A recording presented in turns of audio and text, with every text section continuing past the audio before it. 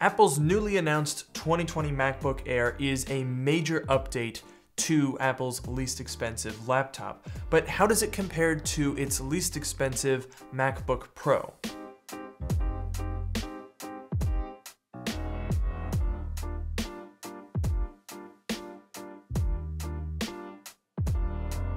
The MacBook Air and the MacBook Pro are extremely similar. There's not a ton of differences between the two, but the very subtle differences are quite important if you're looking for a new MacBook. And this is definitely a weird time to be shopping for one because the MacBook Air has just been updated, kind of out of the blue, and we really don't know what's going to happen with the MacBook Pro. It's kind of up in the air. So what I'd like to do today is address the differences and the best decisions that you can make if you're shopping between these two laptops. Now, straight off the bat, the 13-inch MacBook Pro was updated in July.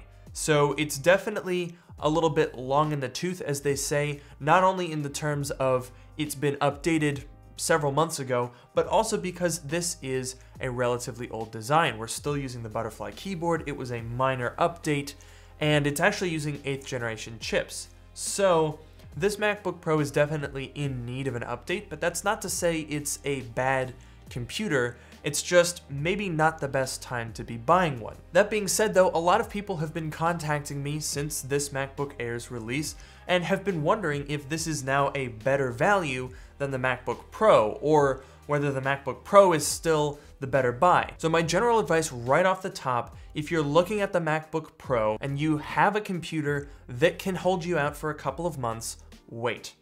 It only helps to hold off and wait for a Magic Keyboard, newer processors, potentially the larger screen, and the doubling of the storage. Even if all else was the same processors, display, footprint, everything, but you added in the Magic Keyboard and doubled the storage options, this would be a good buy. However, as it currently stands, I'm a little bit hesitant about the 13-inch MacBook Pro.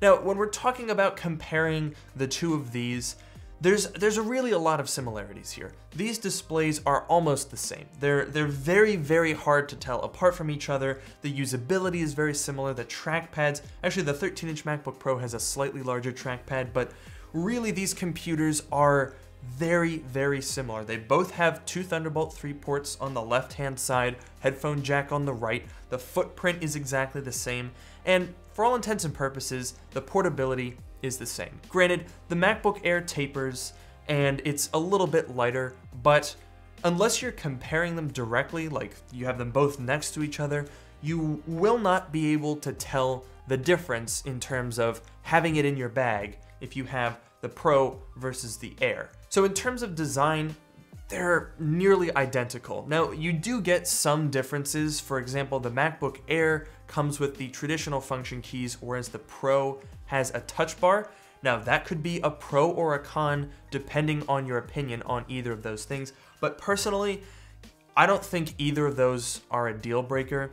Having a touch bar or not doesn't make a ton of difference to me, and I certainly wouldn't buy the MacBook Pro because of that, but I wouldn't not buy it because of that, if that makes any sense. There are some other differences between these two computers in terms of ergonomics, and they might be major, they might be pretty minor, depends on your perspective. Both of these have really good speakers and microphones, but the MacBook Air has the 3 microphone array, and it has pretty noticeably better speakers. Here's a sound comparison between the two.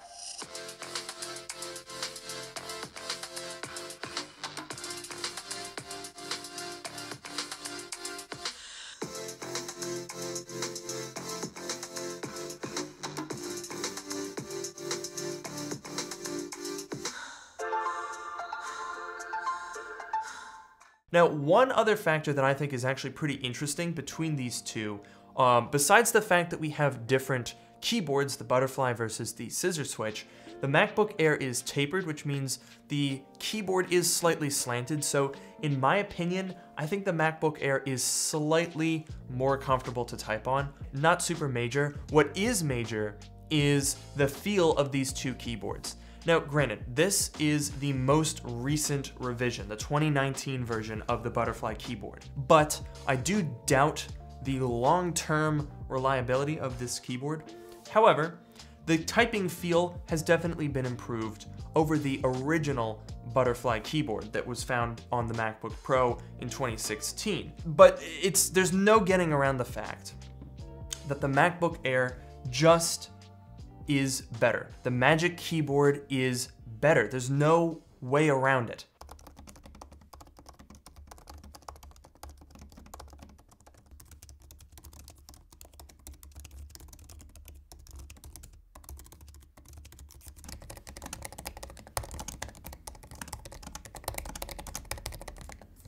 If you need to buy a computer right this very moment and you're planning on using it just for documents and web browsing and that sort of thing, that is what the MacBook Air was built for. If you don't care what the processor is, the MacBook Air is a really great option. And let's also not forget that I have these both in their base model configuration. So the MacBook Air costs $1,000, the MacBook Pro costs $1,300. Now, the MacBook Air comes with 256 gigabytes of storage and the MacBook Pro comes with 128. So, if you're using a MacBook for general use, nothing demanding so you don't care what the processor is, the MacBook Air is gonna save you $300, get you more storage, and a better keyboard. That in itself is very compelling.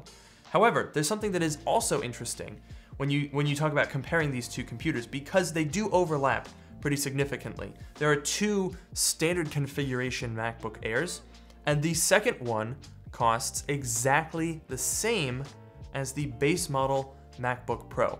And then it starts to get very, very interesting. The MacBook Air and the MacBook Pro are both gonna come with quad-core i5s. They're both gonna get 8 gigabytes of RAM. They're both gonna have integrated graphics, of course, and their 13-inch displays and all of that stuff. But the MacBook Air comes with 4 times the storage, 512 gigabytes compared to 128. Now, not only does the MacBook Air provide you with a better keyboard, better speakers, better microphones, and a ton more storage, but it's also got a quad-core processor, right? That must be good. Well, the thermals in this computer are abysmal. And granted, I understand that the MacBook Air is not built for the type of person like me who's gonna be rendering 4K in Final Cut, opening up animation, 3D graphics, all sorts of stuff like that. That's not what this is built for. But the problem is, if you do occasionally need to open up iMovie and export something, or work on a high-resolution photo in Photoshop, you are going to run into this issue. The MacBook Air is not really actively cooled. Now, the 12-inch MacBook, which was discontinued last year, had no fan. The MacBook Air does have a fan, but it's not directly cooling the processor. There's no heat pipe and fin stack. It literally is just for ventilation and moves air through the case. And because of that, this chassis has a really, really tough time dissipating heat. So if you look at a Cinebench run for the MacBook Air, you'll notice as soon as it starts, the temperatures climb right up to 100 degrees Celsius, which is the T-junction of this CPU, and they just sit there. And that's not good, because not only are you not able to get the most out of the processor, you're also going to be essentially baking it, and you're gonna shorten the lifespan of your laptop. And that's where the MacBook Pro does a better job, because its cooling is a lot more effective. If you look at that same Cinebench graph, you'll notice it takes a lot longer for the temperatures to rise. And so because of those thermal limitations, if you look at the quad-core version of each of these MacBooks, you're going to get a lot more performance. Even though this is an older 8th generation compared to a 10th gen chip, you're gonna get more performance out of the MacBook Pro. All right, so I'd like to run through a couple of scenarios, a couple of different situations that you might be in if you're shopping for these entry-level MacBooks. If your budget is somewhere between $1,000, $1,300, $1,400, something like that, these are the two computers from Apple that you're going to be considering if you want to purchase new. Now, sure, you can get this MacBook Pro has been on sale for a little while. You can find this base model for a lot less. I've even seen them a few times drop below $1,000. So, in theory, you could get more performance for less when you're talking about the MacBook Air. However, there's something that's very important to consider here. if you are buying a computer just because you want Mac OS, you just want to type your Word documents, do school, stuff like that, the MacBook Air is built for that. If you're not going to stress the processor, this is, at least right now, the computer to go for. That keyboard is so much better, you're going to get more storage, and you're going to save money. That's a win-win in my book. However, if you want to do anything demanding and you're looking at the quad-core MacBook Air as an alternative to the MacBook Pro, I would say don't do it. I don't think it's worth it. Even though they both have those quad-core processors, you're not going to get enough performance or thermal performance really out of the MacBook Air, so I don't think that the quad-core MacBook Air is an alternative to the MacBook Pro. And it looks tempting. It definitely looks tempting. You take this base model, you add $100 for that Core i5, you're at $1,100 with the quad Core i5 256 gigabytes.